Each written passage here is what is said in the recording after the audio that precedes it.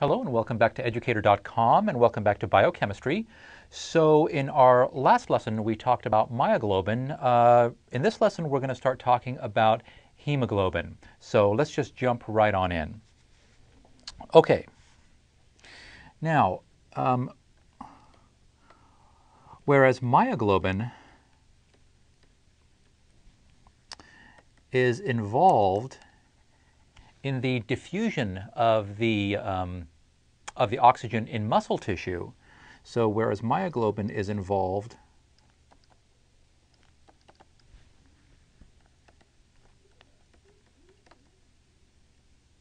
in the diffusion of O2 in muscle tissue,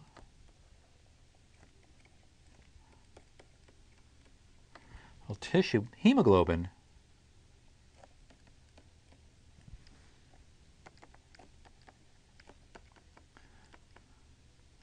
that's the protein which actually transports the oxygen in the blood, is the protein, excuse me,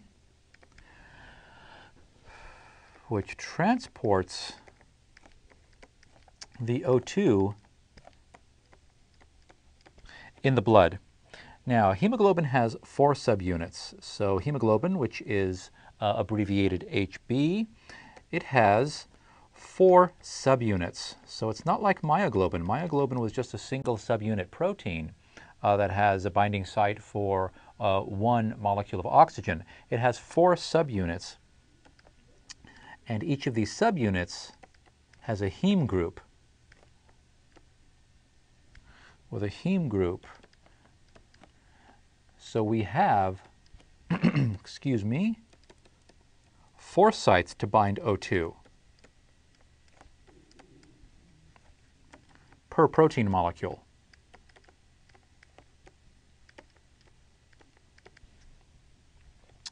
Now, the interactions of the subunits,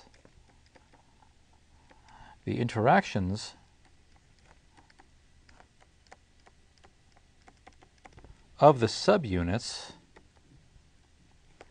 cause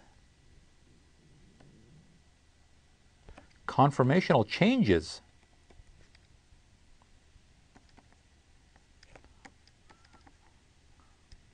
that affect hemoglobin's affinity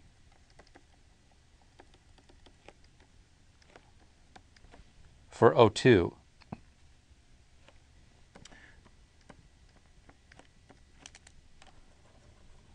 Okay, so the conformational changes among these subunits, as one O2 binds, there's going to be a conformational change, and that conformational change is going to affect the extent to which another O2 will bind or release, depending on the physiological conditions at hand. So you remember, we need to actually bind the O2 tightly. We need to take it to another part of the body, to the tissues, and we need to be able to release it. So we need that flexibility, that great degree of flexibility, in fact, because the oxygen that's coming, the lungs is going to be a particular concentration of oxygen, but that's not the same concentration of oxygen that's in the tissues. So we don't want some molecule that just binds O2 and hangs onto it. It needs to be able to deliver it, and we don't need it to, if we have a molecule that is, that doesn't bind it very well, if it doesn't bind it very well, then it's not going to take up the oxygen that's in the lungs. So we need that high degree of flexibility based on different concentrations of O2. And again, since it's a gas, we're going to be talking about different partial pressures of O2. Okay, so now hemoglobin has alpha and beta subunits. So it has 2 alpha subunits and it has 2 beta subunits. Alpha and beta subunits, 2 of each. So we have an alpha 1, beta 1, and an alpha 2, beta 2. So the alpha 1, beta 1 are, they interact rather tightly, and the alpha 2, beta 2, they interact tightly. Now, there is interaction between the alpha 1, beta 2 and the alpha 2, beta 1, but it's a weaker interaction.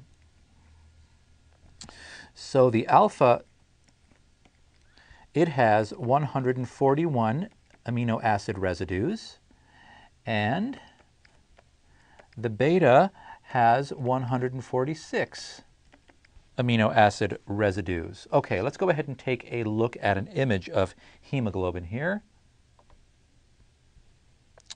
So we have our alpha 1, beta 1, we have our alpha 2, and our beta 2. So here you can see you have your alpha 1, beta 1, that interaction, that forms, so it's one subunit, 2, this is the third, this is the fourth. Now you can also make out in each subunit it has its own heme group. So here is the heme group for this one.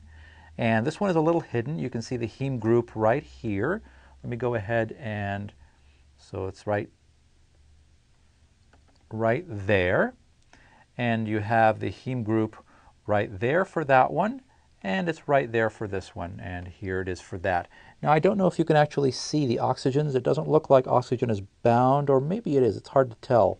But that's it. This is what it looks like. So alpha 1, beta 1, alpha 2, beta 2. That's it. Nice and straightforward, multi-subunit protein. You have this gap in between, which is going to become very, very important in just a little bit. Okay, so now our alpha 1, beta 1, and alpha 2, beta 2, okay, their respective interactions are quite strong.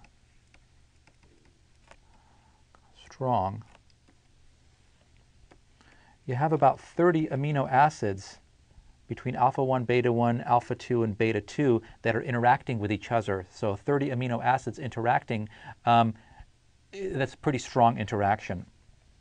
Now as far as the alpha 1, beta 2 and the alpha 2, beta 1 down here, alpha 1, beta 2, alpha 2, beta 1, the interactions in this region and that region there, they are less strong. I'll put the interactions are less strong. Somewhere in the neighborhood of about 18 or 19 amino acid residues that actually end up interacting. When we use chemical agents to actually separate these subunits, as it turns out, they break up not into 4 separate subunits, or we can do that if we want to, but for mild treatment, what ends up happening is the alpha 1 and beta 1 actually stay together, and the alpha 2 and beta 2 stay together. So the interactions are quite strong between those subunits. All right, so hemoglobin, let's see. So hemoglobin, it has 2 major conformations. 2 major conformations. One is called the T state, and T stands for tense. This is where no oxygen has bound to it, so this is deoxyhemoglobin. So this is deoxyhemoglobin, and then there's something called an R state. In this case, R stands for relaxed. And this is the oxyhemoglobin. So when oxygen is actually bound to it, the more oxygen that's bound to it, the hemoglobin is in more of an R state. So when we say it has 2 major conformations, we're not saying it goes from T to R, boom. There is a transition. You have 4 oxygen molecules that are binding to the hemoglobin. So as one of them binds, there's some conformational change, and it starts to move away from the tense state, and it starts to make the transition over to the R state. So now it makes the second molecule of oxygen a little easier to bind. That second oxygen causes more conformational changes, shifts it more towards the relaxed state, which makes it more easy to bind the third oxygen. By the time the 4th oxygen molecule binds, it's completely in the relaxed state. So the relaxed state, the R state, has a high affinity for oxygen. The T state has a low affinity for oxygen. Now, these terms high and low, these are relative terms. We're not saying that this T-state hemoglobin has no oxygen attached to it. That's not it at all. In fact, it's about 60% saturated with oxygen. The difference is the R state is about 96% saturated with oxygen. So it isn't 0, 100. It isn't all or nothing. It's relative, degrees of saturation. The R state, very, very saturated with oxygen. That's the arterial blood. That's the red blood that has all that wonderful oxygen in it. The T state, about 60% saturation for the hemoglobin, that tends to be more of a bluish purple. That's the venous blood. That's the blood that's actually coming back from the tissues because it's delivered its oxygen. Now it's depleted oxygen. So the color actually changes. Okay. Now, the binding of O2, okay, so as we just said, the binding of O2 to a subunit of T-state hemoglobin causes a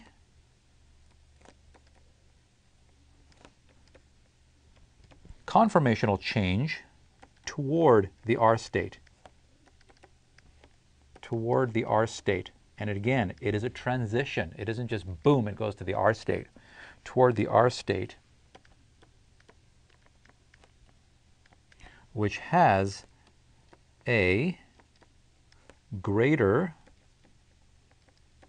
affinity for O2.